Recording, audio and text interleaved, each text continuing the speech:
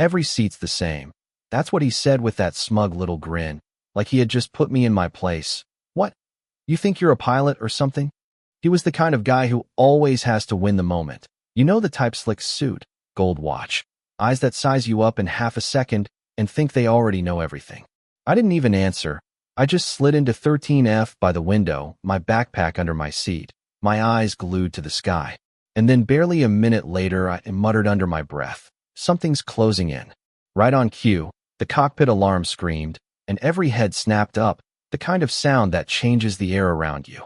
The man beside me froze, his jaw tight, that smirk gone like it had never existed. People started whispering, craning their necks, and all I could think was, yeah, I saw it before the radar did. And it wasn't luck, it wasn't a guess. It was instinct, muscle memory, the kind of thing you don't forget no matter how hard you try. But to them, I was just a woman in a plain gray sweater, hair tied back, no makeup, no jewelry. Nothing that screamed important. And maybe that's why it rattled them so much, because when you're not trying to prove anything, people don't know where to put you. This plane was full of the usual suspects: families wrangling kids, college kids glued to their phones, business types pounding away on laptops like the world will end if they stop typing for 5 minutes. I'd slipped on board quiet, didn't chat with the crew, didn't make small talk, just sat down and watched the sky. When I asked for the window seat, my voice was soft but firm, more like a statement than a request. He laughed, loud enough for a few chuckles around us. "What's so special about 13F?" And I didn't answer. I just slid into that seat like I belonged there, like I'd sat in that exact spot 1,000 times before.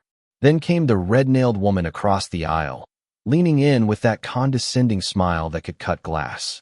"You know, honey, if you're going to make a scene, at least dress the part," she said, her laugh sharp, practiced. A few passengers chuckled, their eyes flicking over my jeans, like what I wore somehow insulted them. I just tilted my head, fingers resting on the window shade, and said quietly, "Clothes don't fly planes." And the way her smile cracked, he'd have thought I'd slapped her. The man next to me tried to recover, muttering something about fashion advice, but the punch was gone.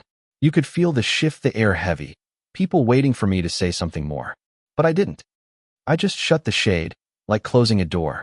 The thing is, panic spreads faster than fire. One drunk guy stood up, pointing at me like he'd found the culprit. "Hey, Missy, you think you're some kind of hero? Sit down." His voice was loud, sloppy, slurring, but people listened. Fear makes people stupid. I turned, met his eyes, and said, steady as stone, "I'm not in charge. But someone needs to be." That shut him up.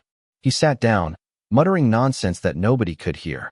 But the damage was done. The whispers were there, the suspicion bubbling. Then the captain's voice broke through the static of fear. "We've detected a high-speed contact. Remain seated." That's when the whispers turned to full-blown murmurs, people craning their necks, hands gripping armrests. And here's where it really spiraled, because now, instead of just being annoyed with me, people started connecting dots that weren't there. "She said something was coming," one man shouted, his voice sharp. "How'd she know that?"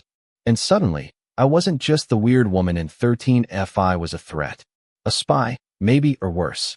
You could see it in their eyes, fear twisting into something uglier. A flight attendant tried to keep things calm, his smile tight like a rubber band about to snap. But another, younger one, her hair pulled back too tight, actually grabbed a seatbelt strap, like she was going to tie me down. "We need to restrain her," she said, her voice cracking. Someone in the back yelled, "Throw her off the plane."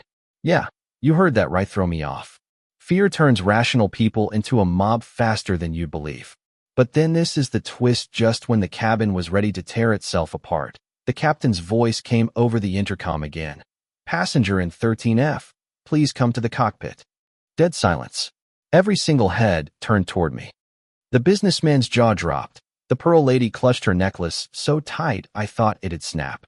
Even the flight attendants froze.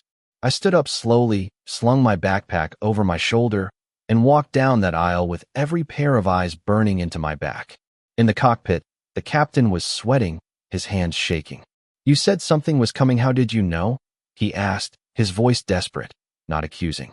I glanced at the radar, then at him, and said, "Let me talk to them." He hesitated, then handed me the mic. My fingers found the right frequency, like second nature. "Shadow 3 reporting." Identify yourself. Static. Then a voice, sharp and clipped. Shadow 3. This is Shadow 3. Stand down. The captain went pale, his lips parting. Shadow 3 was decommissioned 5 years ago. The co-pilot just stared at me like he was looking at a ghost. And maybe, in a way, he was. When I walked back to my seat, the cabin was buzzing fear, awe, disbelief. And then out the window, the jet tilted its wing. A salute. The captain's voice, quiet, reverent. They saluted her. That's when everything stopped. The businessman sank back, ashen. The pearl lady dropped her necklace to the floor. The red-nailed woman pressed her lips tight, her face pale. Nobody laughed, nobody mocked. Just silence. We landed hours later, the air still thick with tension. Reporters swarmed the gate, cameras flashing, voices shouting. Who are you? Why did they salute you? And then, this little boy tugged at his mom's sleeve, his voice cutting through the chaos. Miss, are you a pilot? And for the first time, I smiled, just a little. I told him, a test pilot for the Shadow program. On paper, I died in an accident 5 years ago. The crowd erupted gasps, flashes, people shouting questions, but I didn't stay. I just adjusted my backpack and walked straight through, the noise fading behind me. Nobody stopped me. They didn't dare. The fallout was ugly. Richard Holt, the businessman with the gold watch, lost his job after passengers posted the videos. Margaret, the pearl lady, found herself trending online for all the wrong reasons, too embarrassed to even show up at her book club. Sarah, the tight bun attendant, got pulled from flights after complaints. Claire, with the red nails, lost her sponsorships when her apology fell flat. And Greg, the drunk in the polo? His co-workers didn't fire him, but they stopped inviting him out, silence louder than any punishment. But the young mother with the toddler, she kept that toy plane keychain. Showed it to her son years later, told him about the woman who stayed calm when nobody else did. That's the version of the story that matters. And me? I melted back into the crowd. But the story of 13F lived on. Passengers whispered about it. Crews checked that seat like they half expected me to show up again. It became one of those quiet legends, the kind that sticks not because it's flashy, but because it feels true. You don't always get to choose when your truth comes out, but when it does, it silences the noise. It makes people look twice. So tell me, Hat, do you believe? Was I a danger, or was I the reason that plane made it home? Was I a ghost, a liar, or just someone carrying a truth too heavy to hide? Drop your thoughts in the comments. Argue it out, because stories like this theory never as simple as right and wrong.